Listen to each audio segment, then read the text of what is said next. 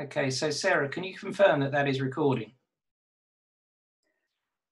Yes, it is recording. Yeah, I can see it on the top left. Thank you. Thank you very much. Okay. Right, so I'm now going to give you some ideas on how to present and sell intelligently. And as you can see, this comes from a book called The Intelligent Workbook. Now, most of you, all of you hopefully, have been sent a PDF of this book. And I'm going to be doing parts 6 and 7. The first one is on presenting and the second is on selling. Now, the nature of this book is that it's a visual guide to sorting things out. Work, certainly, possibly even your life. But today we're going to concentrate on the presenting and selling. The format is really simple because it uses visuals to help you work things out. And I'll be fascinated to see how you react to these. Now, a quick word on presenting first. So no one's ever said that presenting has been easy. Sometimes the audience want to listen to what you want to say. Sometimes they don't. Half the time they don't remember what you're going to say. But being aware of the pacing of a presentation is really important. So we're going to talk about how it's vital to start strongly with something that really grabs their attention. And then we're going to talk about how not to dive in immediately with your recommendation. You need to explain how you looked into things and how you developed your line of argument. And that's the story, if you like, of your investigative journey. And there are all sorts of techniques that you can use to create an excellent presentation. So I'm going to give you some hints on those. And I also want you to think about bravery. In other words, how brave would you like our proposals to be? And if you actually ask your audience that question before you even create the presentation, it can make a tremendous difference. And I've also got a few rules and techniques to help you make presenting a lot less scary. Okay, so let's look at the first one. And this is based on the principle of what we call cadence. Now, for anybody who's not familiar with the word, cadence refers to the up and down nature, particularly of, say, music or verbal expression, or any kind of uppy-downy thing, down to a down-lowy thing. And we all know that presentations that are monotone, i.e. flat, are very boring and not likely to be remembered. So here's a thing that I call the hammock and the bed of nails, okay? And if you look at this thing that looks a bit like a bath or some kind of tub or bucket or whatever, you'll notice that actually this line is lower than this one, because the data shows that it doesn't matter how long a presentation lasts, it always follows the same pattern, and it's like that. Now, what happens is this: 70%, people remember 70% of what you say at the beginning, and then it all drops away to as low as 20%, and they'll probably remember everything that you say at the end. And the data suggests that this is true regardless of whether you're doing a 5-minute thing or a 1-hour thing. And if we had a longer session on this, well, I would essentially be asking you, what's the longest presentation you've ever been in? And people usually tell me a day and all this sort of thing. And it's not difficult to plot the cadence of how these things work. And you know that everybody gets bored in the middle, no matter how long the middle is. So the middle has become known as what we call the bed of nails, hence this nasty bit here, because it's usually boring and it's too convoluted and it goes on and on and on. So that's the broad shape. And we're going to give you some techniques and ideas as to how to stop this bit being boring. But as the main component parts, when you're preparing to present, you want to concentrate on having a really strong start, a memorable finish, and a tight, cogent middle section, and with the emphasis on this cogent middle section. Because if this thing is too rambling and dull, they won't remember it. So we're going to talk in a moment about how to start strongly, which we call go for a grabber, which I'll explain. And then we move on to explaining your thinking, that's showing your workings. But first you need a punchy start. So what we're hoping for is something like this, a little bit of dynamite at the front, a pretty pacey thing in the middle, not too long and very well thought through, and then a clear, assertive finish, okay? Now, in the format of this book, I've got this little tick and cross format. So the essence of that one is, it works if you have a strong start, a disciplined middle, and a memorable finish. and it doesn't work if you ramble on in an unstructured way. So let's look at how we can start the thing effectively. So, impact, go for a grabber. Now, those of you who have had public speaking training and so forth may have heard of the concept of a grabber. It's not very complicated. It just means grabbing your audience's attention straight away, and that usually means you need to say or show something unexpected or remarkable. It's got to be something new, different, something. And there's lots of ways to do it. You could have a controversial statement. You can have a quotation that sums up some kind of dilemma. You can have an unexpected piece of data, or you might even state the opposite of what you're going to assert. So, for example, if you go into News UK and they're representing the Times newspaper and their first chart is print is dead, then they've immediately got your attention because you're expecting them to say print is the thing. So suddenly you've got a counterpoint and you've got them. So that's an example of a grabber. So one way to do it, which is very effective, is a number guessing game.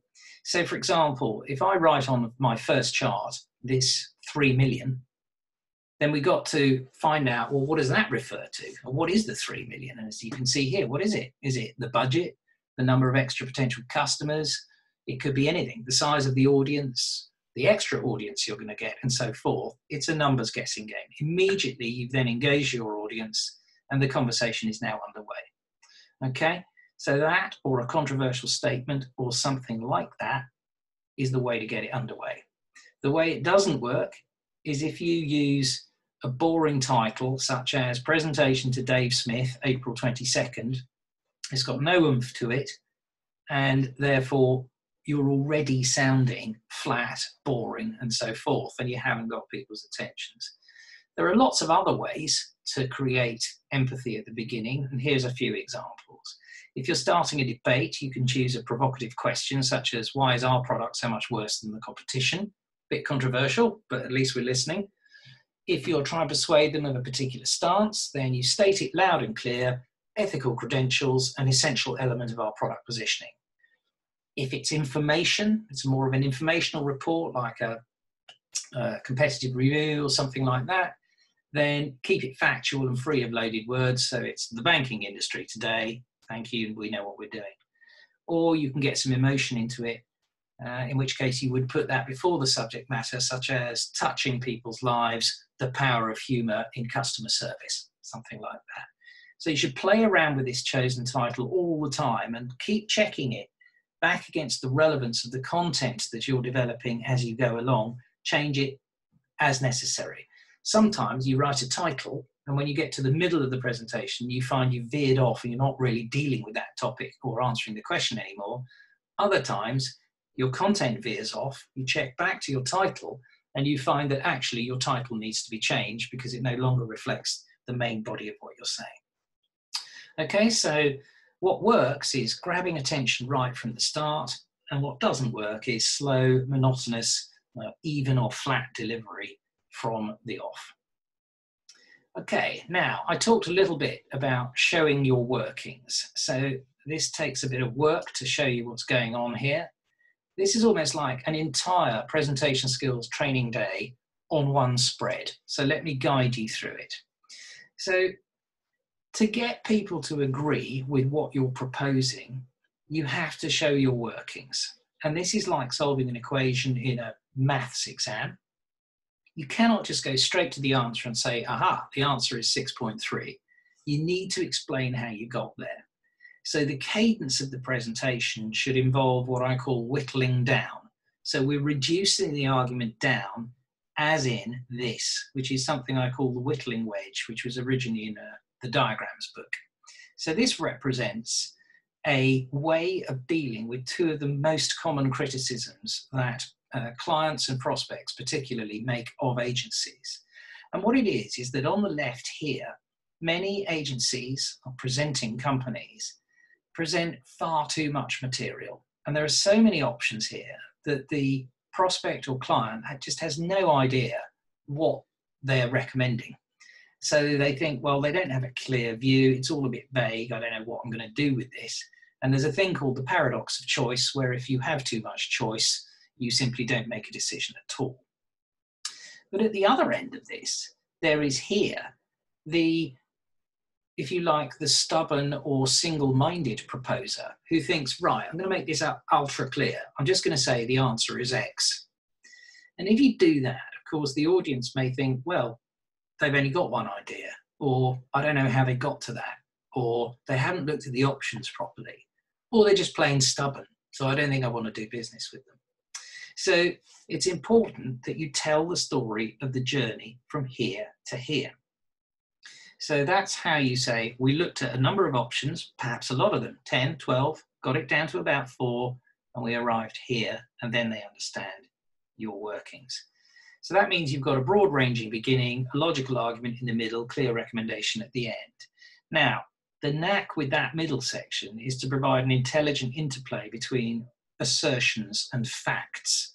Now, if A here is an assertion, then if you just make a series of assertions, then the audience or the other people can simply say, I don't agree with your assertion.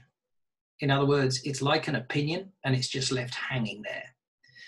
Equally, if we look up here, if F is a fact, then facts on their own are dull.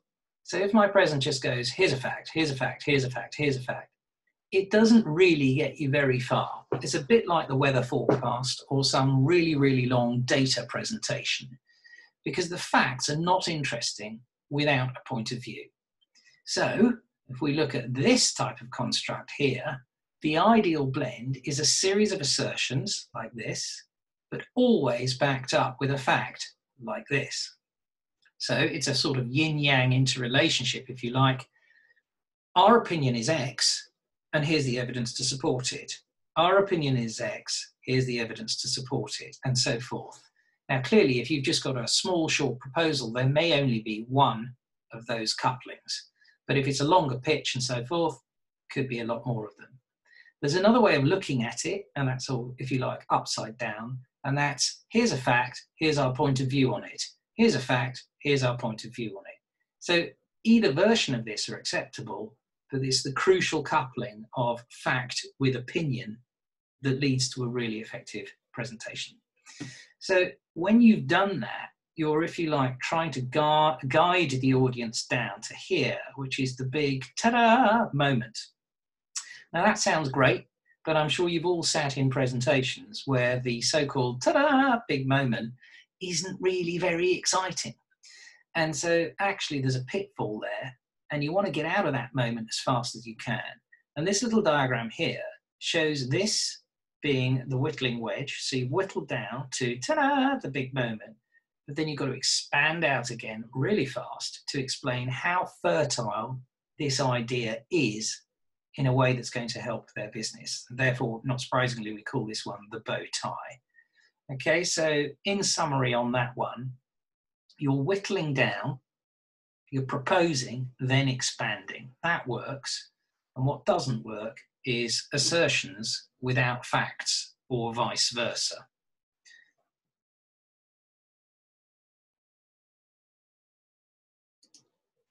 Okay, so fourth point now, there's only 2 more to come, and then we can have any kind of discussion we like.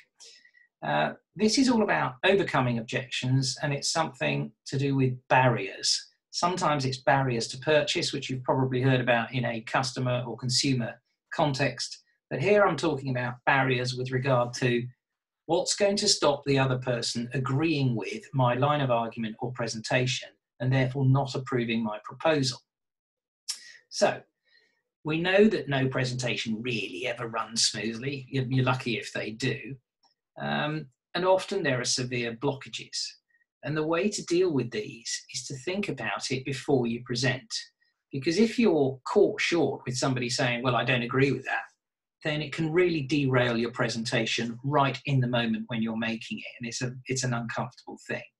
So although it sounds pessimistic, the thing to do is to pretend in advance that you are the audience and write down all the reasons why they're going to reject what you're saying. And they become the barriers. And you have to view them as a series of obstacles to the success of your proposal. In other words, if they're not knocked down or attended to, you won't get the approval that you want. Now, there might be one huge barrier like this, or there might be 2 or 3 like this, or there might be loads of little ones like this, and it all depends. But they all prevent the outcome you want. So identify them and then work out a case to prove your point or disprove what the barrier thinks it's saying. And then you can build those carefully into your presentation. And if you attend to all those points diligently, then you should be able to knock down each reservation or barrier as you go along. And that will help you arrive at a decent conclusion. There's one word of warning on this though. You can't rush knocking them down, by which I mean the bigger the barrier, the more entrenched somebody is likely to be about it. And particularly if you're presenting to a client or customer, particularly a new business prospect, if they thoroughly disagree with you in a meeting and you try to make them agree with you in front of particularly their colleagues and subordinates, they don't like it necessarily. So you need to give them enough time and grace, a little bit of space, if you like, to save face, absorb your point of view, and then come again. So you may need to, if you like, suspend your presentation, come back the following day once they've had a time to look at your data or point of view, and then get it round to your way of thinking if you possibly can. So identifying barriers and addressing them really works, but assuming that your audience agree with you doesn't necessarily. So as a final point then on presenting, a question about bravery. Because one of the great dilemmas about presenting is wondering how brave should we be in our proposals. And of course, some of your audiences, and when I say audiences, I mean the person in the room that you're presenting to, some of them are inherently conservative, whereas others want completely mad ideas. And they'll say, I want a media first. And say, well, that's interesting, right.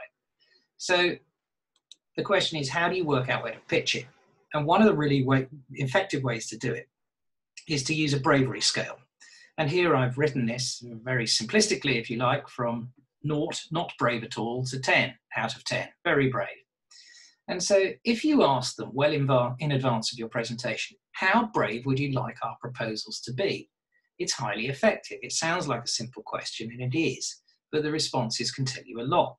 So if you start at the conservative end, for example, if someone says 5 out of 10, that will do us, then okay, you can produce reasonably safe proposals, but not scare them with the wacky stuff. Whereas, of course, in agency land, it's more likely that these answers are going to come back at 7, 8, 9, sometimes 10 out of 10. And of course, sometimes you get the 11 out of 10, which I'll touch on in a second. But somewhere up here. So at least then you have their blessing, if you like, to produce stuff, let's say 9 out of 10, pretty brave stuff. Now, whether you can or not present all this stuff is entirely down to your amount of time you've got and the resources you've got. But if you do have that luxury, then you can present a range. Here is a 5 out of 10 answer to your question. Here's an 8, here's a 7, here's an 8, and so forth. The other thing you should do is calibrate the score that the individual gives you with the nature of the company that they work for. So to give you a simple example, if a relatively conservative bank brand says to you, I want a 9 out of 10, then you may find that in a whizzy tech company, that actually equates to about a 5 out of 10. And so you're calibrating the one with the other. And if you've got any worries about that, and particularly where people are saying, I want a 10 out of 10, you should ask them in advance, well, can you give us a couple of examples, please, of what a 10 out of 10 means for you? And then you might look at that and think, they've given that a 10 out of 10, but actually we'd give it a 7. And then you can calibrate your proposals based on that. Now, this always makes me laugh, but if you ask people this question, and I've had it happen to me, how brave would you like our proposals to be? 11 out of 10. Right, great. And of course, it's very interesting in the marketing world because the marketing directors in the UK last year, their length of time in their jobs was only 18 months, which we all joke is just long enough to not understand it, change everything, make a mess of it and leave. So beware the 11 out of 10 people who say, I want a media first, because they often don't realise how much of a risky request they're making. And if at all possible, when you're presenting back to people who've asked for things like that, a range is probably advisable. Okay, so in summary there, what works really well is asking about bravery levels before presenting, and what doesn't work is just guessing, frankly. So there's a little summary there in the book, and because the book is visual, I also say on the right, draw your thoughts here. Now, if people want a hard copy of the book, then tell us and we will send it if you're the sort of person who likes to draw. But in essence, these are the sorts of things that work well. Strong start, grabbing attention, whittling down, identifying barriers and talking about bravery. And you can see what doesn't work there. So I'm now going to stop sharing for a moment or pause it, and I'm going to stop recording. And we'll have a quick sweep up of any questions and things you want to ask about presenting before I move on to selling.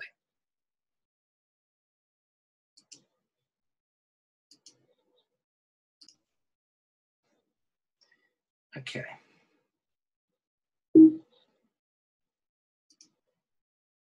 Okay, so let's move on now to selling. You're familiar with the format now, how we're interlacing the visuals with words. And of course, a lot of people don't like selling, and they might not even like being sold to either, but one way or another, we're all trying to sell something to someone, and we have to do it when we're in business. Now, there are a lot of things to be learned from different styles of selling, and so we're going to talk a little bit about introverts and extroverts and how they sell and how effective they are. We're going to talk a bit about how it's a big mistake to try and sell to everyone or too large an audience, because not everything is for everybody. So getting more focus on that, I'll give you some ideas on. And there's a counterintuitive idea in here, which is it's not necessarily good if you are relentlessly cheerful when selling a proposal, because often a dose of seriousness is really appropriate depending on the difficulty of the task. And then we'll round it all up with a set of techniques, a logic chain, a persuasive line of argument, and so forth. Yeah. So the first one, let's talk about these character types, introverts and extroverts, and I've got a new one for you called ambiverts, which I'll explain. Now, if you ask people the question, who sells most? What do you reckon? Introverts or extroverts? And almost everybody says, well, it's extroverts, bound to be. And so they plot a graph that looks like this one here, whereby I, for introvert, they don't sell much, but extroverts sell tons, and here's pound sign. Well, is that true or not? And the answer is no, it's not entirely true. There's some really fascinating data from Adam Grant at the University of Pennsylvania. Now, for reasons that nobody understands, psychologists plot introversion and extroversion on a scale of 1 to 7. Who knows why? So if you're a 1, you are extremely introvert. And if you're a 7, you're an extreme extrovert. But when you then plot, well, how much do these people sell? It doesn't look like this. There's a curve like this. That's really, really interesting. So when you burrow behind that, what you discover is that, not surprisingly, extreme introverts find it difficult to sell effectively, but there are lots of underlying reasons.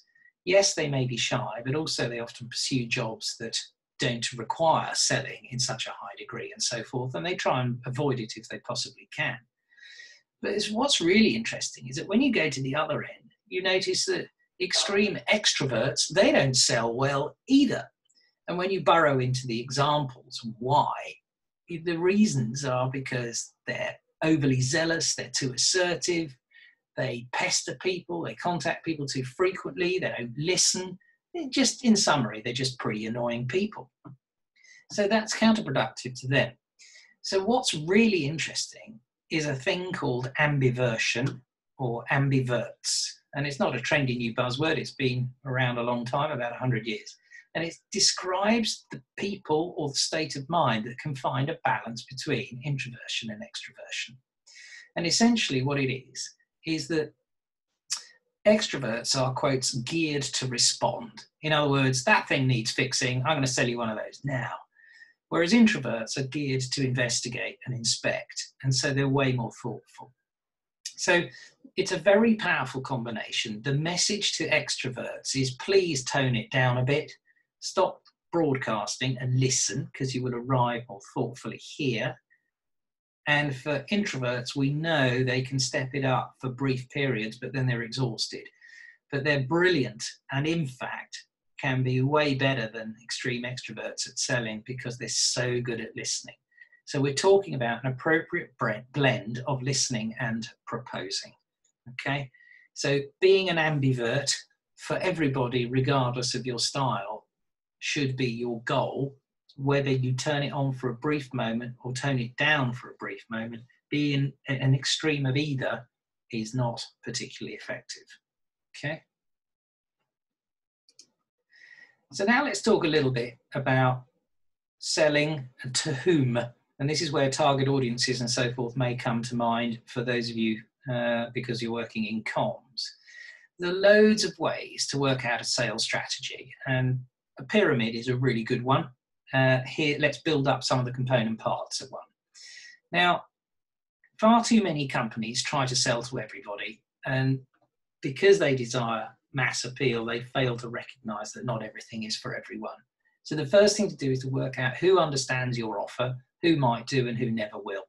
So these people, they know what you're all about. They're probably loyalists and like you, or could be. And these people, well, they're not sure, but they might be persuadable. And these people, probably not.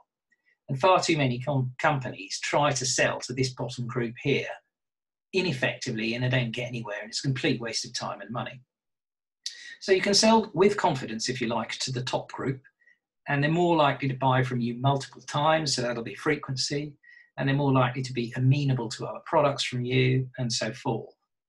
These people in the middle section, they need careful examination. They might buy, but they might not, and they need to better understand what you offer, so it's your job to communicate that more clearly. You need to work out how much effort and resource is going to be needed, because you probably aren't going to get a good return on investment down here. Essentially, this bottom group usually represents way too much work for too little return. And the temptation is to try to persuade everybody to love you, but you're probably wasting your time and your effort. So in a way there, one's sort of chopping off that bottom bit there so we can concentrate. So this tick and this question mark upward migration area is replicated here. So you want to be migrating your customers up here from the maybes up into the definites. Now, for a proper sales model, you're going to populate that with numbers. So whether that's millions, that was interesting. I apologize for that. My mouse just skipped along there. So you want to populate that with numbers and get statistical about it. So I'm sure you're all experts at that, because it's all about data and target audiences. Now, of course, if you want to do it the other way around, you can invert the whole thing and turn it into a sales funnel or a hopper or a bucket. These are the types of things that are often called. And at the top, you don't know what you've got, and you want to convert them gradually as you go down to, yes, I understand what you're all about, and I'm going to buy from you. But do bear in mind that buckets, of course, they sometimes spring a leak. And you'll see often that prospects come in the top. You've got your new customer. Within a certain span of time, they're now an old customer, brackets, maybe becoming a bit bored with the whole thing, and then they leave. And so at this point, you've got to realize that sales in the top often merges into a retention or customer loyalty strategy, and that becomes more important than just pure selling. Okay, so what works here is categorizing sales prospects and getting that clear, and what doesn't usually work is trying to sell to everyone. Now, I talked at the beginning about being too cheerful, and it's a bit of a weird idea, but let's see what it says. It's called rational drowning, and let me walk you through it. It's really interesting, but in some categories, people are relentlessly cheerful. And in fact, usually in comms agencies, this is exactly the case. So advertising, PR, design. And essentially people say, here's a brief, pretty vague. And they say, oh yeah, let's do it. Very exciting, da, da, da, da. It's all up and optimistic. But in a lot of industries, they don't do that. They say, this is more complicated than you think. And they actually take the mood down for a short while to emphasize the severity of the problem. And then they bring the client or prospect back up with the proposed solution. And that's essentially called rational drowning. In other words, client says, I've got an issue with X. What do you recommend we do about it? And instead of saying, ping, yeah, we can do that, easy peasy, you actually say, yeah, you've got an issue with X, but I think you also have an issue with Y and Z. So you take them down a wee bit and then you bring them up.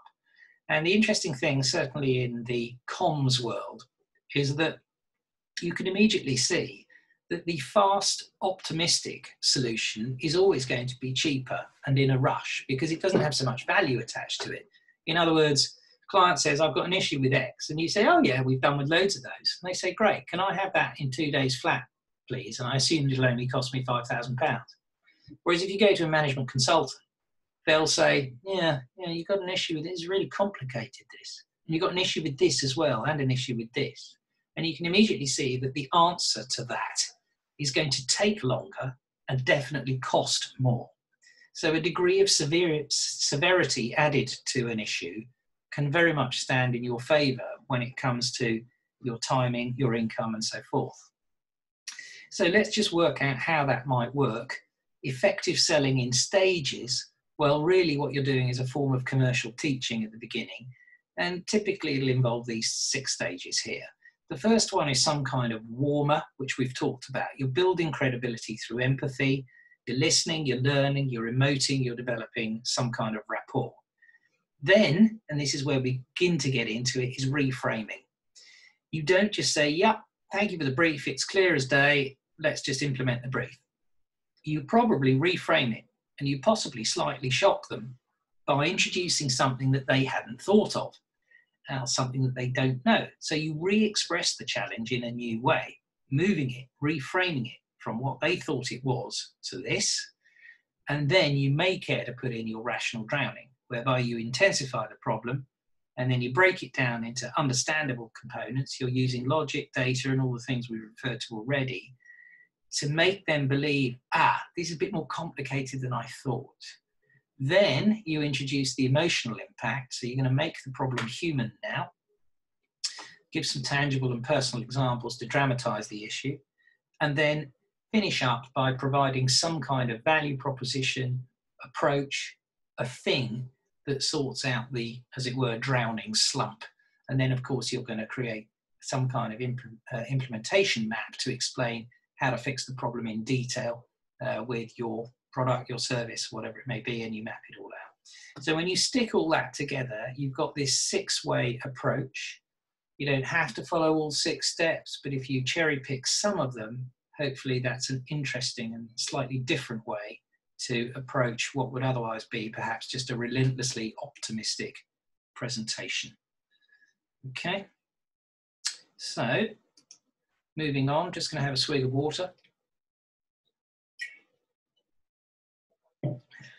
Okay, now here's a bit of fun. This is essentially an entire day's worth of presentation skills training on one sheet. So it's a 10-step case, and you can use this anytime you like to get a line of argument together. It's a kind of system. As ever, you don't have to use every step, but many of them will be valid. So here's how it works. So first of all, you may care to say there are various views on this topic, and broadly they span from view number 1 to number 2 to number 3 to so on. This shows that you understand something in context. Then you may care to add the facts. Here is the data. Here's the logical stuff, the insights and so on. But then you're going to want to shed a different light on this and say, well, actually, we investigated the issues in the following way. You may explain some sort of analytical approach or method. And then when we analyze the whole picture, this leads us broadly to territories 1, 2, and 3. And you remember our whittling wedge, and you might say, right, having analyzed territory 3 in the light of all of this, we actually think it's less relevant than this one here. So you're getting close to a recommendation. Now you recall our barriers to purchase. Here, you may say, well, okay, recommending territory 1, we realize that there may be objections to this idea, and they may include A, B, and C. However, A, B, and C can be countered with this data and evidence, E here, that counters that counters that, and that so forth. And this is, if you like, helping Gabriella's point about when do I introduce this? You may care to do it like that in sequence. So we recommend X. Now, when you recommend X, as it were, you are down here, in the middle of the bow tie, which is going to come up again. You're going to want to say to them, this is a very fertile idea, and it can be developed in the following ways. Now, in my diagrams book, I call this the central idea satellite system. Your central thought and recommendation goes in the middle, and these satellite prongs are examples of how this thing can work in multiple areas. They could be 6 target audiences, 6 executions, 6 sub-brands, 6 anything. Doesn't have to be 6, but it's got to be more than 3. Some way of demonstrating that this recommended area is very fertile. And then probably by way of sweeping up, you're going to see, well, if we enact this, the principal benefits of it will be X, Y, and Z. And by the way, highly beneficial. Tick, tick, tick, as you go along. Give them a little checklist, particularly important in pitches. If you like, provide your own checklist of why your proposals are highly desirable so they can tick off based on your criteria. And you'll see then in total that this essentially creates a line of argument, and you want then to be able to do a short chain of logic here, which is to say, right, essentially 1 + 2 + 3 = X. In other words, if you follow our logic on this, this, and this, you will arrive here. Therefore, it's robust what we're proposing. And this is perfect for structuring, as you can see, an executive summary of a sales pitch on 1 sheet of paper. And in fact, it often pays to do that before doing all the charts. And so there's a deep interplay between the line of argument and how you're going to write your charts. For anyone who's been on any of my training, I always recommend to you, do not start writing charts before you know what you're going to say. 1 sheet of paper can get that logic chain sorted out, and then you will be more coherent. So drawing up a tight logic chain, that works really well. Making it up as you go along, which many people in agencies sadly do, does not work very well. Okay, final point then here on a form of selling that is much more inclusive. And here's a technique I call 4-corner walkabout. Now what you do here is essentially involve the customer or the client or the media owner or one of your colleagues in a different discipline, whoever it is, you build it together essentially. Now, so what we're saying is each one of these is a large flip chart that you would have in a meeting room. And what you do, obviously you need a room large enough to do it, you write in the middle of each of these something that is strategically or idea-wise relevant to the task that you're grappling with. Pivotal thoughts on the topic. So for example, if you're working on how to sell more cars, you might write down design, price, fuel efficiency, eco-friendly, something like that. And you place each sheet in a different corner of the room like this, and you give everybody a marker pen and you send them to a chart and ask them to write the first thought that they come up with next to the original word. And then they move on to the next chart and the next and the next and so on. Then their colleague comes behind and adds. And they either add a brand new thought or they build on the thought that their colleague has written. Now you can immediately see that by the time you get back to the sheet, you end up with a sheet full of stuff. It starts off like this, and by the end of it, it's got lots of stuff in it. And then you can put these things on the wall and review them and say, well, that's a great idea, and so forth. And yes, as Sarah says in the chat bar, it can be done virtually too. There are many ways to do it. In fact, I've had ingenious people who have done it on their own with sticky notes on their desk in miniature. So there are 3 really good things that happen as a result of this technique. One is you've got lateral departures, in other words, from here out to here, but they're intrinsically linked to the topic because this paper has got finite dimensions and it never strays too far madly away. It also leads to really good surprise, a bit of stimulation for the attendees because they see the ways in which their ideas are built upon by other people as you walk around the room and populate the charts. So that creates a sense of teamwork. And that means that the customer or the client or the media owner or the colleague or whoever it is has participated in the solution, which of course ensures pretty much that they're agreeing with it. People tend not to reject things that they invented themselves. So that's a interactive, smart, intelligent way of coming up with the solution together. If you fail to involve others in the decision, it's way less likely to work. Okay, so as with the other, there's a little selling summary. And if you were doing this yourself, you might squiggle some drawings of what you felt appropriate to selling. So it's good to be an ambivert. It's good to categorize your prospects, consider rational drowning, and draw up a tight logic chain. And if at all possible, come up with the solution together. And you can see the pitfalls of the opposite of not doing so. Okay, so thank you for that. I'm going to stop sharing my screen now and stop recording, and then we'll take questions.